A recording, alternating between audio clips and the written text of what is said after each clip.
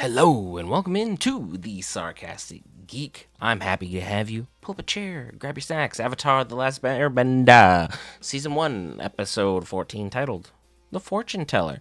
And it's my fortune that you're going to hit that subscribe button, hit that like button, and enjoy the content today, because again, all content happens after the first minute.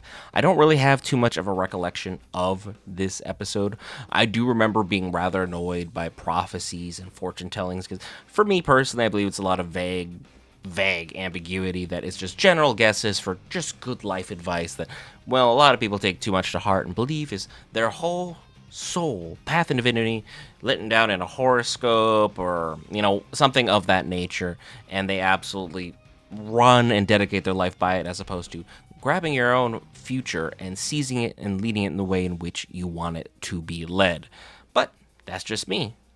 What will you think of this episode, and who potentially could be right? Let's get into the action and find out.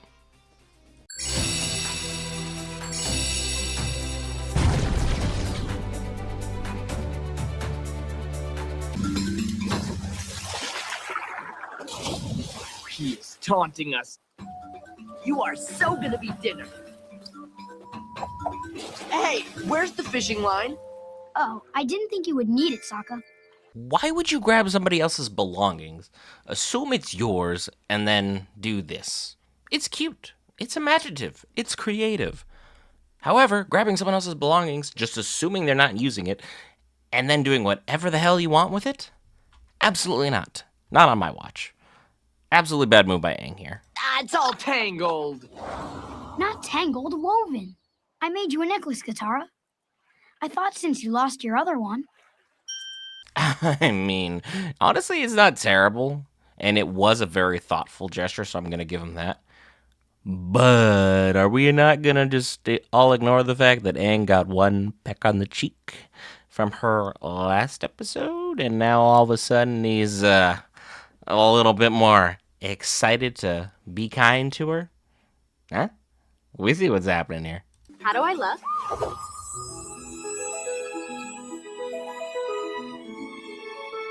You mean all of you, or just your neck? I mean, because both look great. My guy. My brother in bending. The only thing that bent here was you all the way down in suppression to guitar.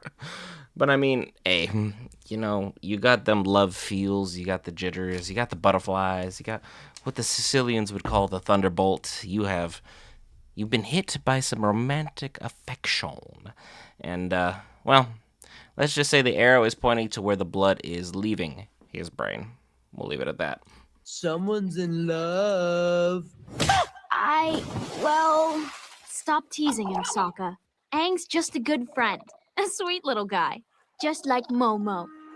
Thanks. We didn't have to do him that dirty. Aang, while not being Mr. Smooth or being a high-class gentleman, whatever the hell that means, we didn't have to go and bury him 6 feet deep. He might as well just retreat back to the iceberg. That's how cold you were to him. Well, hello there. Nice day, isn't it? Make noise or run off! No, play dead. He'll lose interest. Oh, close one.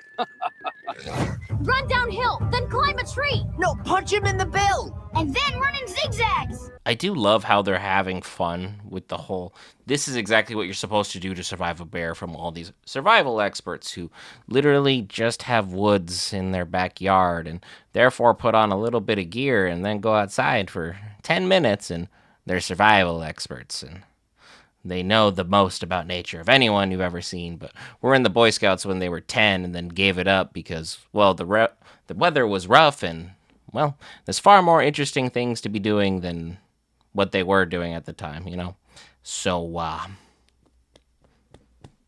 which one's the real thing we're supposed to do? Because it looks like this old man's having fun with his platypus bear. But, are we not going to talk about how much of an abomination that platypus bear looks like? No, Aunt Wu. She's the fortune teller from my village. Awful nice knowing your future. Wow, it must be. That explains why you were so calm.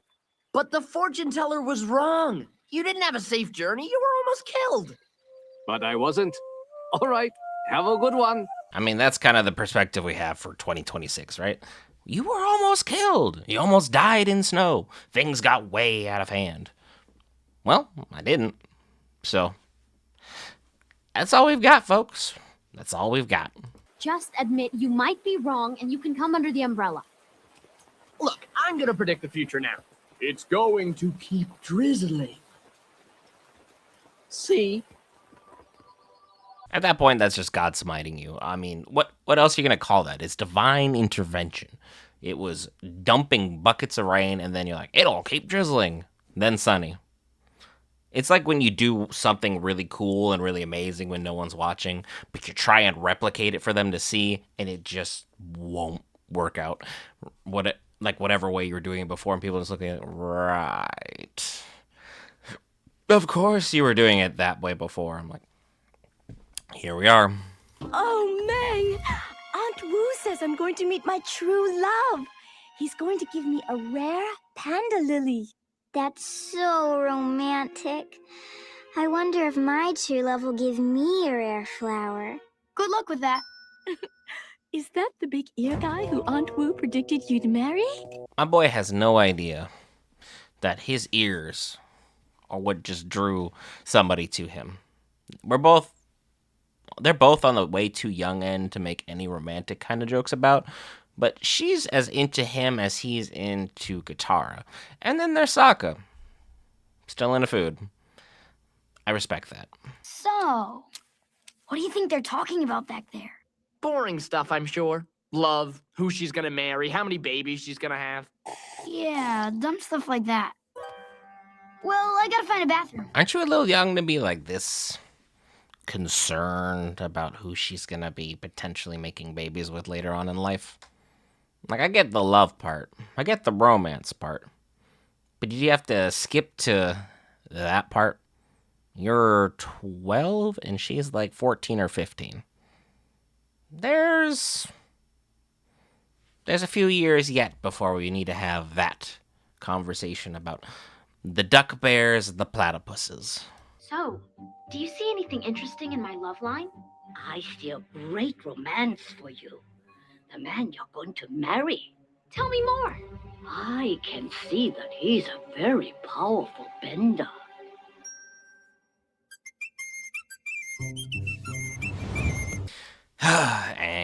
Aang. I bet you're really just proud of yourself right now. And, well, I'm pretty sure Aunt Wu just saw, oh, you're a water bender. I'm assuming you're going to marry another powerful bender. Just bender with bender. We're just going to have that. And it was just a good generalized guess. And as you can tell, I'm as pessimistic as Sokka, but my English skills are probably on par with Sokka. Yikes. Okay, let's get this over with. Your future is full of struggle and anguish. Most of it self-inflicted. But you didn't read my palms or anything. I don't need to. All right. Maybe now is a bad time to generalize myself with Sokka as like my team member. Self-caused harm, huh? That's a little nail on the head. The heat makes cracks in the bones. And I read the bone cracks to tell your destiny. Wow, that's a big crack. I've never seen this before. Oh my! I would hazard a guess the Avatar is going to end up with a side quest here. Can't imagine that's all not for nothing. You want to know about love? Yes. I'm sorry, but I didn't see anything. Oh, look! I must have missed something. Right here. It says, trust your heart and you will be with the one you love. She was losing the potential client, so then she made up some crap that was a generalized statement that is just like worldly advice that everyone can apply. It's like the 5 easy steps to, being a more attractive male, or insert whatever title you want to hear, and then voila, I'm a fortune teller. Woo! My life will be calm and happy and joyful. Ow! That doesn't prove anything. That proves that you probably should have played soccer or something, or this world's equivalent. This world's World Cup would probably be a little bit hate-filled, but, I think their sporting events would probably be far more exciting than anything our world could put on. Do you even hear yourself? The cloud reading will tell us if Mount Makapu will remain dormant for another year or if it will erupt. We used to have a tradition once a year of going up the mountain to check the volcano ourselves. But ever since Aunt Wu moved to the village 20 years ago, we have a tradition of not doing that. I can't believe you would trust your lives to that crazy old woman's superstition. Do you hear yourselves? Like, out loud. You live under a volcano that you assume is going to go off any day now. So we'll just sit here and wait and trust some old lady who's making generalized statements to ensure the safety of you and your family. My God, they're in a cult. Since I got you here, there's something I want to tell you. I like you, but more than normal. Never mind. I mean, that wasn't, terrible on his part, but at the same time, I think he should have realized after knowing her for this long that she's just in the moment. It's not you. It's not what you're doing. It's not how you're going about it. She's just focused. And reading the situation and understanding her, probably need a little bit more time before we kind of jump headfirst into that one, their avatar. I bet Aunt Wu told you to wear those red shoes, didn't she? Yeah, she said I'd be wearing red shoes when I met my true love. Uh-huh. And how many times have you worn those shoes since you got that fortune? Every day. Then of course it's gonna come true! Really? You think so? I'm so excited.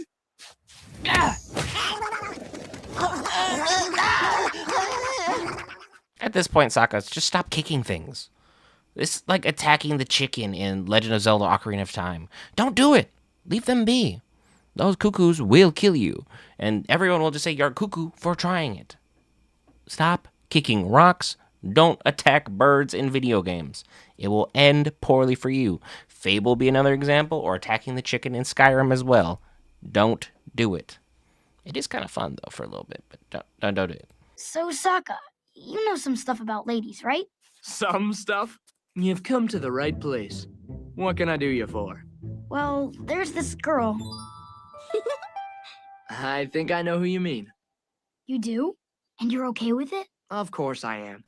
Sokka, I don't think you'd be as warm about this if you realized you were helping Aang hit on your sister. But also, we haven't seen you do anything smooth with a lady whatsoever. At any time you were with the Kyoshi warriors, you stumbled, you fumbled, you bumbled, and you mumbled. And you made as many mistakes as you possibly could. You only won by literally just humbling yourself. So good for him there. All you have to do now is not mess it up. Well, how do I do that? The number one mistake nice guys like you make? Being too nice. You can be too nice? Yep. If you want to keep her interested, you have to act aloof. We aren't reading the same room, are we?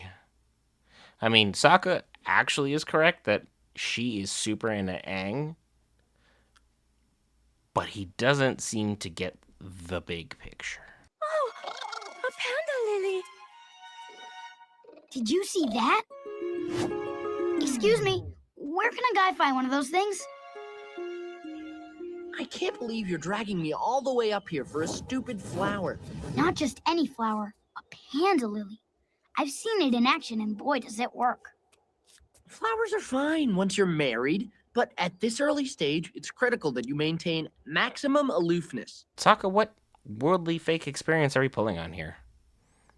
Literally, you found love in the water tribe because you just live there. People were there. Where else are they gonna go? Out in the ice? The storm? What are they gonna do? Date a penguin? You just exist in the water tribe and things work out. Where are you going with this? There, on the rim.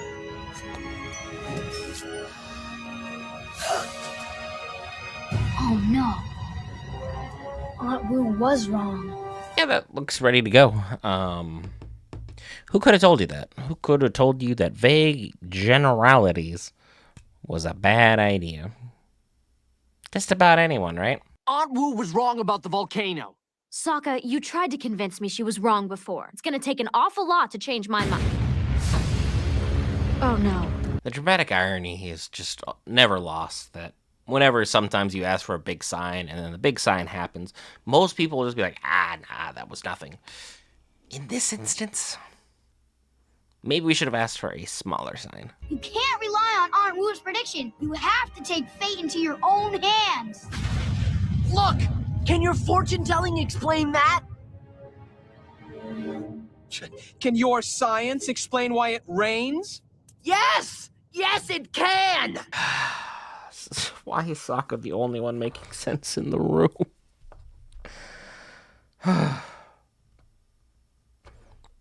When Sokka's the one making sense in the room better be on fire.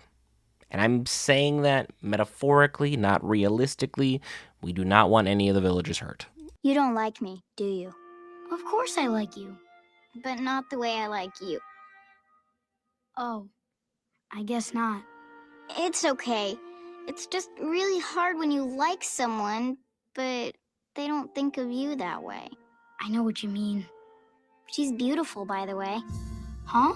That Water Tribe girl. Yeah, at the end of the day, this child has more emotional maturity than most people who are rejected most of the time nowadays, because usually returns into they'll end up looking for you up online, they'll try and follow you, they'll try and see what you're up to constantly, and, well, this, I'm assuming 8 to 10-year-old girl is like, yep, you don't really like me? Hey, I get it, though, other girl's pretty, that's fine. At least you were able to talk with me about it. We'll end up as friends anyway. Have a good time. It's like, nice emotional maturity. Like that for a change. Aunt Wu, look! Something's happening in the clouds. That's very strange. It shouldn't. Oh my! Are we summoning the Dark Lord from Harry Potter? Because all you're missing is a snake coming out of the eyeball for that, and we got a copy and paste right then and there. But, you know, that's another topic for another day. This was our symbol for Doom.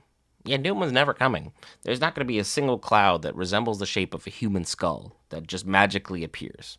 Unless you live in a magical universe and Hogwarts is there. You get the joke.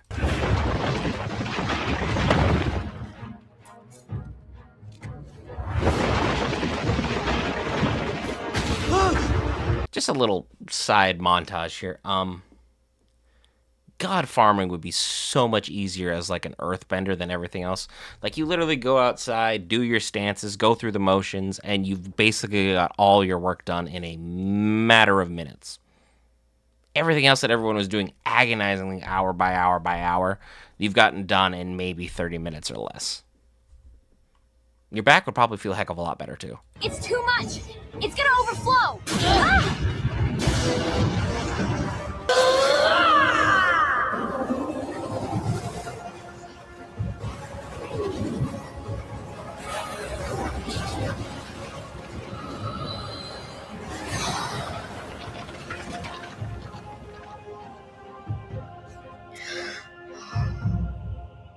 Man, sometimes I forget what a powerful bender that kid is. Wait, what did you just say? Nothing, just that Aang is one powerful bender. Sokka was accidentally the world's greatest wingman, and he had absolutely no idea he just wingmaned his best friend to potentially end up with his sister. But hey, at the end of the day, sometimes weird coincidences are just that, and they work out beautifully. No offense, but I hope this has taught everyone a lesson about not relying too much on fortune-telling. But Aunt Wu predicted the village wouldn't be destroyed, and it wasn't. She was right, after all. I hate you. I'm with Sokka on this one.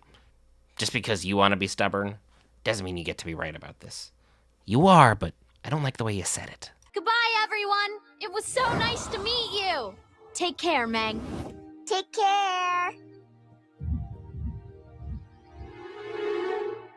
Floozy.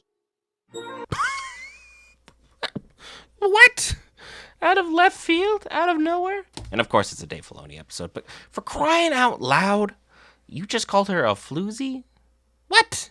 The only time she's ever been even remotely in love was Jet, and none of that was her fault. That was like the first crush we've ever seen, and she did nothing that was like uncouth or like completely out of character. But again, this is Avatar: The Last Airbender, Season 1, Episode 14, titled The Fortune Teller. And boy, if you told me that my fortune was to enjoy this episode as much as I did, well, you'd have been wrong. I really thoroughly enjoyed it. This was fantastic from start to finish. As always, be sure to hit that like button. Be sure to hit that subscribe button. And looking forward to having you all on board as we try and hit 100 subscribers by the end of February with your help. I have been the Sarcastic Geek. I'll see you in the next one.